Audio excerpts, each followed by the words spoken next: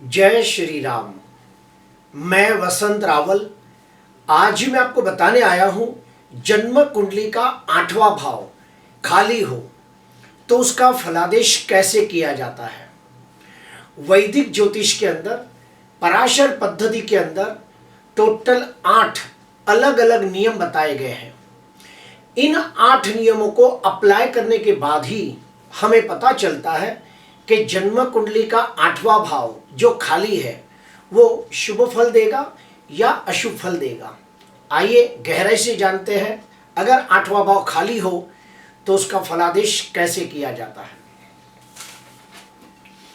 जन्म कुंडली के अंदर इसे हम 8वां भाव कहते हैं और इसकी गिनती कहां से शुरू होती है, यहां से। इसे हम पहला भाव कहते हैं, लग्न भाव यानी कि पहला भाव। पहला भाव, दूसरा भाव, तीसरा भाव, चौथा, पांचवा, छठवां, सातवां और 8वां भाव। तो इसे हम 8वां भाव कहते हैं। अभी हम जानेंगे कि 8वें भाव से क्या क्या देखा जाता है। अष्टम भाव से देखा जाता है आयुष्य, मृत्यु, अकस्मात, ऑपरेशन, मानहानि, बदनामी, पैतृक संपत्ति, ससुराल, असाध्य रोग, दुख, कष्ट, विपदा, आरोप, ये सभी चीजें अष्टम भाव से देखी जाती है। इसलिए अष्टम भाव को शुभ नहीं माना जाता। उसके पीछे का और एक कारण है। जन्म कुंडली के अंदर लग्न भाव से 8वां भाव होता है अष्टम भाव, और अष्टम भाव से 6वां भाव होता है लग्न भाव। यानी कि लग्न भाव और 8वां भाव ये एक दूसरे के षडाष्टक माने गए हैं, इसीलिए अष्टम भाव को शुभ नहीं मानते। और एक कारण है भाग्य भाव का व्यय भाव, यानी कि भाग्य का नाश करने वाला भाव, इसीलिए भी अष्टम भाव को शुभ नहीं मानते। और एक कारण है जो हमारा पराक्रम भाव है, उस पराक्रम भाव का भी शत्रु भाव है।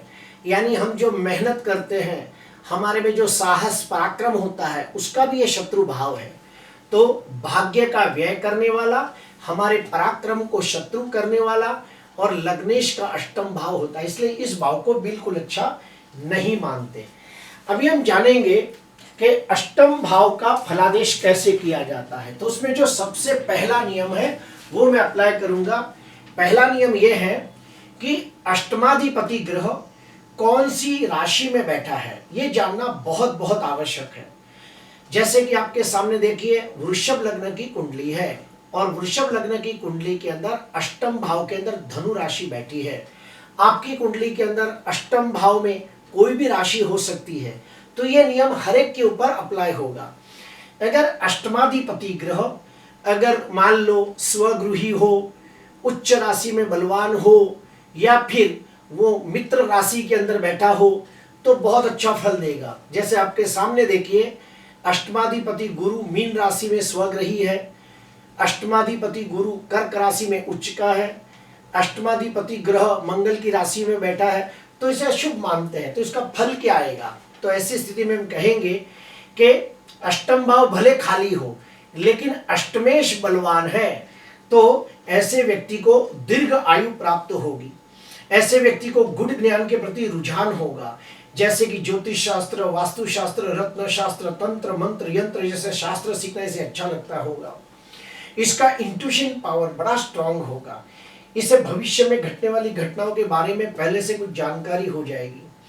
ऐसे व्यक्ति को खानदानी प्रॉपर्टी अर्थात पैतृक संपत्ति मिलने का भी योग बनता है और इसे ससुराल पक्ष से आर्थिक लाभ भी हो सकता है। इस प्रकार से फलादेश किया जाता है। अभी हम ठीक इसका उल्टा जाते हैं। अष्टमाधिपति ग्रह अगर नीच राशि में निर्बल हो तो बिल्कुल अच्छा नहीं माना जाएगा। यहाँ देखिए अष्टमेश गुरु यहाँ पे नीच राशि में निर्बल है, तो ऐसी स्थिति में क्या फलादेश होगा?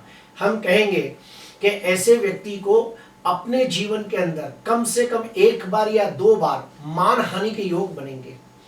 जब भी अष्टमेश की महादशा आएगी, वो व्यक्ति के शरीर के ऊपर कोई एक्सीडेंट हो सकता है, ऑपरेशन आने की संभावना हो सकती है। ये व्यक्ति चाहकर भी गुड़ ज्ञान की गरिमा को प्राप्त नहीं कर पाएगा। ऐसे व्यक्ति को असाध्य रोग हो सकता है और वो ग्रहों के मुताबिक देखा जाता है। ऐसे व्यक्ति को खानदानी जमीन जायदाद प्रॉपर्टी मिलने के अंदर भी बहुत सारी दिक्कतें आ सकती है। अभी हम आते हैं दूसरा नियम। दूसरा नियम ये कहता है कि अष्टमाधिपति ग्रह कौन से भाव में बैठा है, ये देखना भी बहुत बहुत आवश्यक होता है। आगे बढ़ते हैं। अगर मान लो अष्टमाधिपति ग्रह केंद्र में बैठा हो, या फिर त्रिकोण में बैठा हो, या फिर दूसरे 11वें भाव में बैठा हो, तो बहुत अच्छा मानते हैं। एग्जाम्पल ले लेते हैं। अष्टमाधिपति कौन है? गुरु। लग्न भाव में यहाँ पे दिग्बली हो रहा है। अष्टमाधिपति ग्रह मान लो 10वें भाव में, 7वें भाव में बैठा हो, तो इसे बहुत अच्छा मानते हैं। वैसे ही अगर अष्टमाधिपति ग्रह त्रिकोण भाव में बैठा हो तो बहुत शुभ मानते हैं। तो इसके लिए फलादेश क्या कर सकते हैं? हम कहेंगे कि अष्टमेश जो है वो शुभ स्थिति में है, यानी कि केंद्र में है, त्रिकोण में है, या दूसरे 11वें भाव में है, तो ऐसे व्यक्ति का जो सिक्स सेंस पावर होगा ये बड़ा स्ट्रांग होगा। इसे भविष्य में घटने वाली घटनाओं के बारे में पहले से कुछ आइडिया आ जाएगी। ऐसे व्यक्ति दीर्घ आयु प्राप्त करते हैं। ऐसे व्यक्तियों को अचानक धन लाभ की संभावना रहती है। पैतृक संपत्ति भी मिल सकती है। ऐसे व्यक्तियों को पराविद्या, तंत्र विद्या, भूत प्रेत पिशाच जैसी चीजों का ज्ञान प्राप्त करना बहुत अच्छा लगता है। ऐसे व्यक्तियों को कुदरती चमत्कारों के बारे में भी ज्ञान प्राप्त करना बहुत अच्छा लगता है। ऐसे व्यक्ति को ससुराल पक्ष से आर्थिक लाभ हो सकता है। इस प्रकार से फलादेश किया जाता है। अभी ठीक उसके अपोजिट जाते हैं। अगर अष्टमाधिपति ग्रह अगर जो 6वें या 12वें भाव में बैठा हो तो यहाँ पे विपरीत राजयोग बनता है, लेकिन उसकी कंडीशन है, उसमें कहा जाता है कि लग्नेश बलवान होना चाहिए। तो अगर जो विपरीत राजयोग की कंडीशन बन रही है और अगर लग्नेश बलवान हो रहा है तो अच्छी बात है। अगर लग्नेश बलवान न होगा तो टोटल फल उल्टा हो जाएगा, और हम कहेंगे कि ऐसे व्यक्ति को असाध्य रोग होने की संभावना ज्यादा रहेगी। ऐसे व्यक्ति को वाहन अकस्मात के योग बनेंगे, या फिर शरीर के ऊपर कोई ऑपरेशन आ सकता है। पैतृक संपत्ति के लिए से कायदा कानून कोर्ट कचहरी की मदद लेनी पड़ेगी। ऐसे व्यक्ति को जीवन के अंदर मान हानि बदनामी के योग बनेंगे। तो इस प्रकार से फलादेश किया जाता है। अभी हम आते हैं तीसरा नियम। पराशर पद्धति का तीसरा नियम ये कहता है कि जो अष्टम भाव है ये शुभ कर्तरी में है या पाप कर्तरी में है, और उसी प्रकार अष्टमाधिपति ग्रह ये क्या शुभ कर्तरी में है या अशुभ कर्तरी में है, इसके पे आधार रखता है। तो सुनिए, सबसे पहले हम जानेंगे शुभ कर्तरी योग के बारे में। तो ये रहा अष्टम भाव। अष्टम भाव के अंदर वृषभ राशि है, तो अष्टमाधिपति ग्रह कौन हो गया? शुक्र हो गया।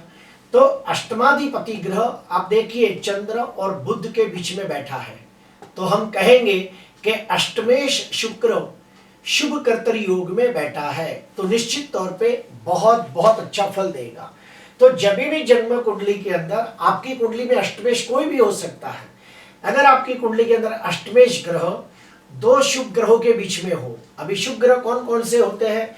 तो चंद्र, बुध, गुरु और शुक्र, इसे हम शुभ ग्रह कहते हैं। तो अष्टमाधिपति ग्रह अगर दो शुभ ग्रहों के बीच में आ गया हो तो अष्टम भाव की शुभता में बहुत वृद्धि हो जाती है, और हम कहेंगे कि ये व्यक्ति दीर्घायु प्राप्त करेगा, गुण ज्ञान प्राप्त करेगा, इससे पैतृक संपत्ति प्राप्त हो सकती है, इसका इंट्यूशन पावर स्ट्रांग होगा, इसको भविष्य में घटने वाली घटनाओं का अंदाजा आ जाएगा, ये आगे जाके एक अच्छा ज्योतिषकार बन सकता है। इस प्रकार से फलादेश किया जाता है।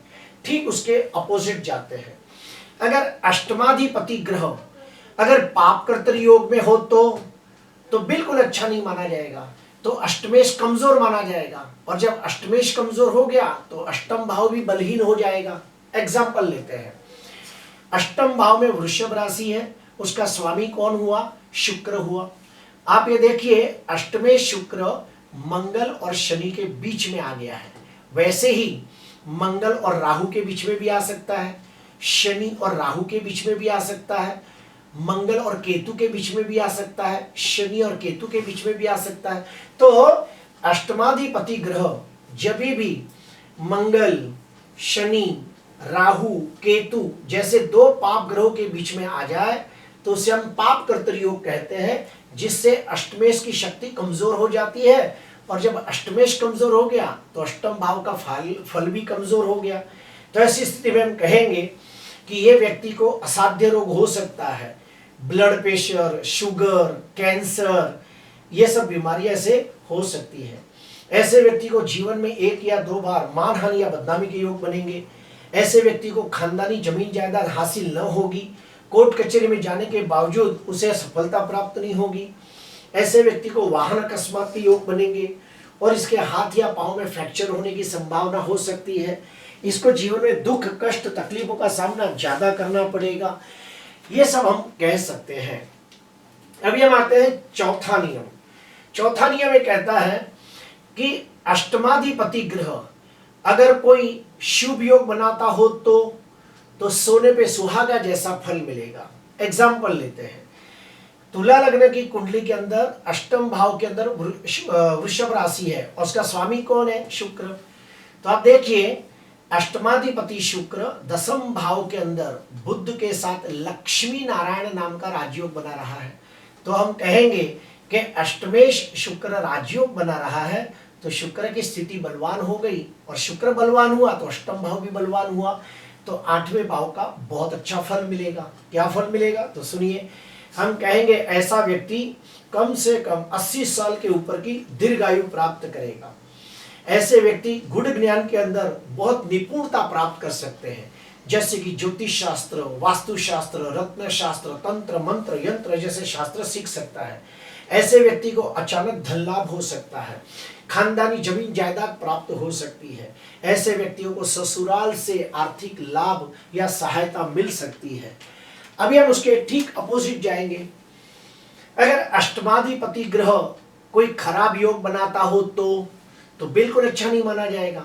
आपकी कुंडली में अष्टमेश कोई भी हो सकता है। जैसे कि मान लो किसी की कुंडली में अष्टमाधिपति सूर्य है और ये सूर्य राहु के साथ युति करके सूर्य ग्रहण योग बनाता हो, तो अष्टमाधिपति बनकर चंद्र राहु के साथ चंद्र ग्रहण योग बनाता हो, तो अष्टमाधिपति बनकर मंगल राहु के साथ अंगारक योग बनाता हो, तो अष्टमाधिपति गुरु राहु के साथ युति करके चांडाल योग बनाता हो, तो अष्टमाधिपति शनि राहु के साथ श्रापित योग बनाता हो, तो अष्टमाधिपति शुक्र राहु के साथ लंपट योग बनाता हो तो बिल्कुल अच्छा फल नहीं माना जाएगा। तो जब अष्टमेश कमजोर हो गया तो 8वां भाव भी कमजोर हो जाएगा, और जब 8वां भाव कमजोर हो जाएगा तो उसका फल क्या मिलेगा? हम कहेंगे कि ऐसे व्यक्ति को वाहन अकस्मात हो सकता है, ऑपरेशन आ सकता है। ऐसे व्यक्ति को जीवन में कम से कम 2 बार मानहानि या बदनामी के योग बनेंगे। ये व्यक्ति के ऊपर ऊपरी बाधा यानी कि पराविद्या, तंत्र विद्या कोई कर सकता है। ऐसे व्यक्ति को खानदानी जमीन जायदाद हासिल करने के लिए बहुत तकलीफें होगी या फिर उसमें नुकसानी होगी। तो इस प्रकार से फलादेश किया जाता है। अभी हम आते हैं आगे का पॉइंट। अगर जन्म कुंडली के अंदर अष्टम भाव और अष्टमेश के ऊपर कोई शुभ ग्रहों की दृष्टि हो तो बहुत अच्छा माना जाएगा। अभी यहां देखिए, वृश्चिक लग्न की कुंडली है, अष्टम भाव के अंदर मिथुन राशि है, तो मिथुन राशि का स्वामी कौन हुआ? बुध हुआ। तो अष्टम भाव के ऊपर अगर जो शुभ ग्रहों की दृष्टि हो तो बहुत अच्छा माना जाएगा, या फिर अष्टमेश के ऊपर शुभ ग्रहों की दृष्टि हो तो अच्छा माना जाएगा। एग्जाम्पल लेते हैं, अष्टमाधिपति कौन है? बुध है, और बुध के ऊपर आप देखिए चंद्र की 7वीं दृष्टि है, गुरु की 7वीं दृष्टि है। ठीक उसी प्रकार जो अष्टम भाव है उसके ऊपर बुध और शुक्र की 7वीं दृष्टि है, अष्टम भाव के ऊपर गुरु की भी 5वीं दृष्टि है।